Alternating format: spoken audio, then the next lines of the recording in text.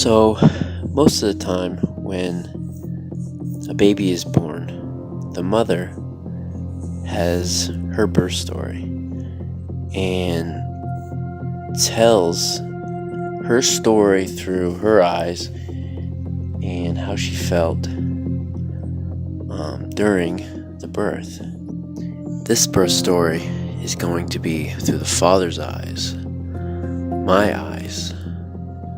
So Clover was born at 11:29 a.m., October 18th, 2018. It all started the night before when Joanna started to feel nauseous and uncomfortable. And with Daisy, that's how her labor started. So she thought her labor with Clover had begun. So I went to bed, and that night Joanna didn't sleep. And around 6 a.m., she had told me that she didn't think I should go to work. So I called off, and we tried to go back to sleep. When the kids started to wake, I got up, I let Joanna relax, went downstairs, took care of the kids, made their breakfast, got them dressed, and Joanna came down about 9 o'clock.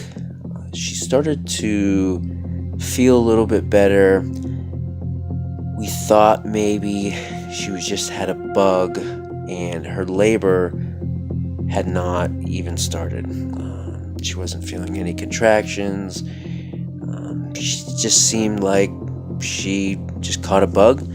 So we talked about me going to work. That way I didn't waste any of my vacation time. And while we were talking, I'm sitting down, putting on my shoes, and she did a little gasp, like, oh, and she thought her water just broke, so maybe she was in labor. She went to the bathroom to see what was going on, and it turned out it was straight blood, and a lot of blood. So we ended up calling in to our midwife, told them what was going on. They said they wanted to do an emergency ultrasound. They wanted us to go there. However, we were like, why don't we just go to the hospital? That way, if something's going on, we're right there. So that's what we did. We ended up driving down to the local hospital in our town, and the midwife called in. Was supposed to call or fax an order to get the ultrasound. When we get there, it wasn't there. We told them what was going on. Our midwife was going to be sending an order to get this emergency ultrasound. We're bleeding. We want to know what's going on. When driving there, we're just like thinking, okay, we're going to go. Everything's going to be okay. We're going to get checked out. And then we're going to come home and have this baby. Our plan was to have delivered Clover at home and not be in a hospital.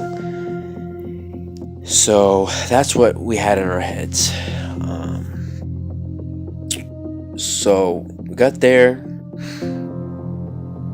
We ended up, they didn't feel comfortable doing an ultrasound right in the office. So the ultrasound tech came out, talked to us, told us her concerns, and they ended up sending us right up to labor and delivery. So at this point, we're thinking that they're being overcautious. We're just here to get checked out, make sure everything's good, and we're out the door, back home. They were having Joanna sit in a wheelchair, roll us up to labor and delivery. All these nurses are getting stuff out, and in our heads, we're just like, they're just going way overboard. So we get up to this room. The doctor comes in, and ends up checking Juliana, and at this point she's bleeding pretty consistently, and the doctor, she's a little concerned, so she pulls up this small little ultrasound machine and finds a heartbeat. Heartbeat strong.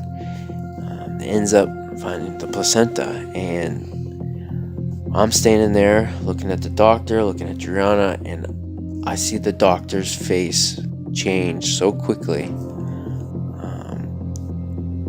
I didn't know what to think. The doctor got up, basically ran out the door, and I would say in 30 seconds came back, suited up, ready for surgery. And I was still sort of like, okay, maybe they're just going overboard a little bit.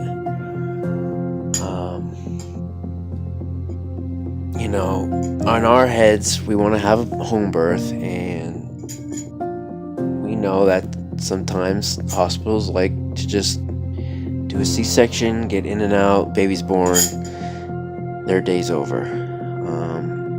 So that's what we had in our heads. So we're talking to them. They're saying we need to go, and we understand we need to go. Juliana's bleeding. So at this point, we know we have to have a C-section. This is an emergency. Baby's got to get out. At this point, Juliana wanted to make sure she was awake. That way Clover knew she was her mother. Skin to skin contact will be right away, and that mother-daughter bond can start to form. So Juliana wanted to have spinal anesthesia and wanted to make sure she was awake. She didn't want to have general anesthesia. So at this point, Juliana wants to wait for the anesthesiologist. So right now, I don't really know what to think. I'm thinking I don't know. I'm just wait. My wife wants to wait, so I'm like, okay, let's wait. Let's just wait for the anesthesiologist. And while we're talking, saying, well, let's wait, he walks in the door. He says, "It's our choice. You can do what you want. We can do general anesthesia, or we can do spinal." And while he is going through pros and cons of both, in the corner of my eye, I see this doctor pacing like I've never seen before. She's tense. She's ready to go to battle, it seems like. And I look at her, and I'm just like, is this a legit emergency? And she didn't even really answer me. She just looked at me and said, "We need to go." So at that moment, I just turned to Juliana and was like, "You're getting general anesthesia, and we're gonna have a healthy baby." And at that moment, Juliana was on board and said, "Let's go. We'll do the general anesthesia." So at that point, we're off to the races. Juliana gets wheeled away. I'm walking in. I was during that time of figuring out what we're going to do. I suited up in a gown. And all of a sudden I got grabbed, said I couldn't go in. So I'm standing in the hallway, having no clue what was going on. I was initially told that it would be 20 minutes, Juliana would be out. About 5 minutes after the door shut, Clover came out. She was in, I would say, a baby incubator, and she's being rolled down the hallway, and one of the doctors is telling me she's having difficulty breathing. When they took her out, they had to resuscitate her. They said she cried once, which I heard, and she collapsed. Wasn't breathing. They got her back breathing. She's breathing, but she has an oxygen tube, so she's having trouble breathing. They were thinking about transferring her to a different hospital. Instantly, I'm thinking, oh man, Gianna is not going to be pleased with this. Clover's going to be in one hospital, Gianna's going to be in the other hospital. So I was like, in my head, I'm racing. I don't know what I'm trying to stall. I don't know what I'm doing at this point. So we get back to the nursery. I'm thinking Gianna's going to be here a short time. 45 minutes pass. Nothing. No updates. I'm just sitting there with Clover. She's starting to breathe on her own good, getting stronger. She's getting stronger by every minute. But they're still thinking about transferring her. So I'm talking to the doctor. I'm like, the more time passes, the stronger she gets. Can we just continue to wait? I was able to get the doctor for 2 hours, to give a 2-hour time limit.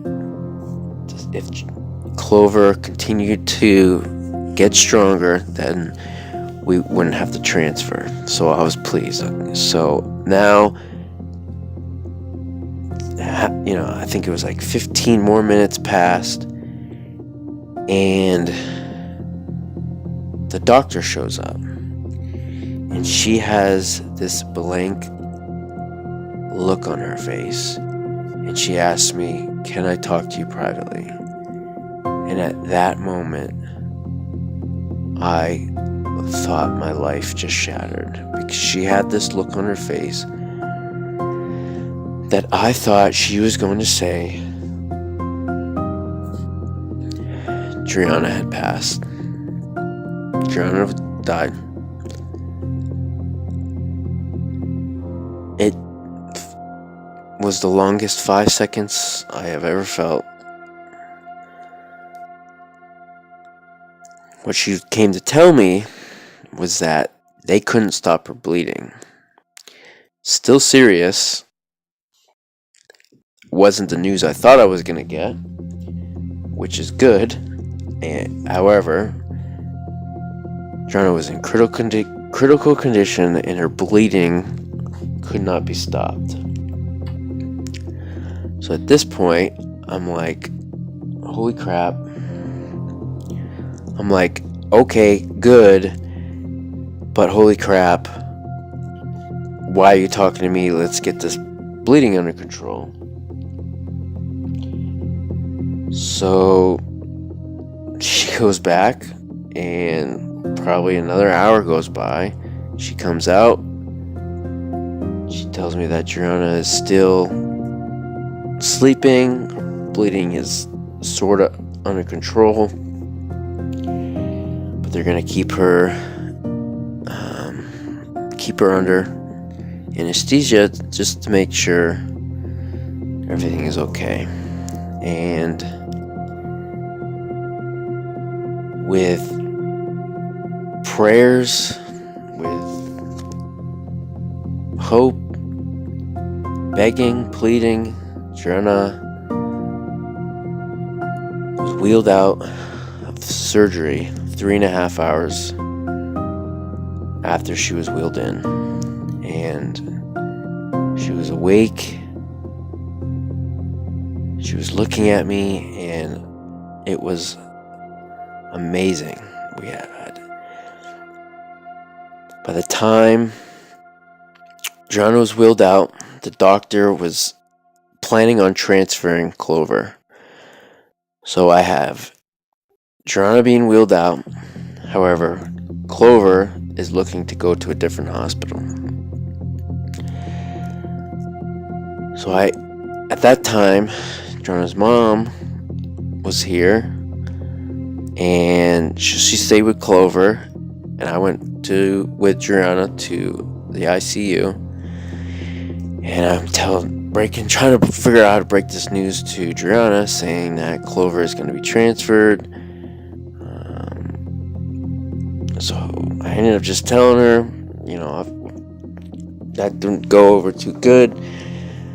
I went downstairs to see what's going on, and by the time, that must have been 15 minutes, it was like a light switch. Clover was good. She was breathing strong, normal.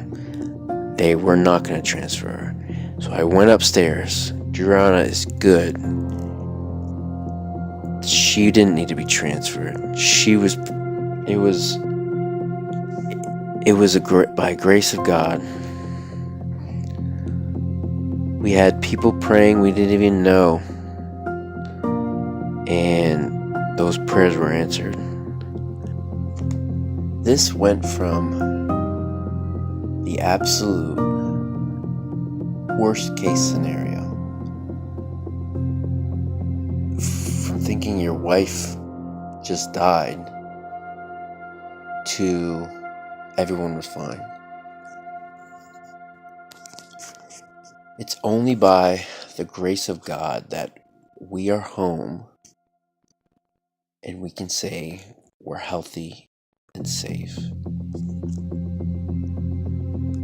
So many things had to go right in order for us to get the outcome we did. Juliana is healthy. There's nothing wrong with her. Clover is healthy. There's nothing wrong with her. The right people were in the right place at the right time. It sounds cliche, but it's because of God put those people there when they needed to be there. When Juliana was cleared from the ICU, which she was cleared in a day, Clover was cleared within a day. I ended up running into the anesthesiologist in the hallway, and he was like, how's everything going? How's your wife? I told him things were good. She was cleared from the ICU. Clover's good. Nothing's wrong. Like, all the tests come back. She's normal. Everything's good. And I was shocked what he said to me. He said, if I did not convince Juliana to have general anesthesia, she would not have made it. The bleeding was so severe, she would not have made it if she had spinal. And I guess that is because when you have the spinal anesthesia, all your blood vessels sort of just open up and they can't close the way they're supposed to close. So it would have just been an open faucet, and that just blew my, I was amazed. I didn't know what to say to him. All I know is that the power of prayer is so strong. It can change the worst possible situation into glory. And right now, my wife and daughter are home, and they're safe, and they're getting healthier, they're getting stronger, and I am just amazed of the power of prayer and power of Jesus Christ. And I wish I could hug him.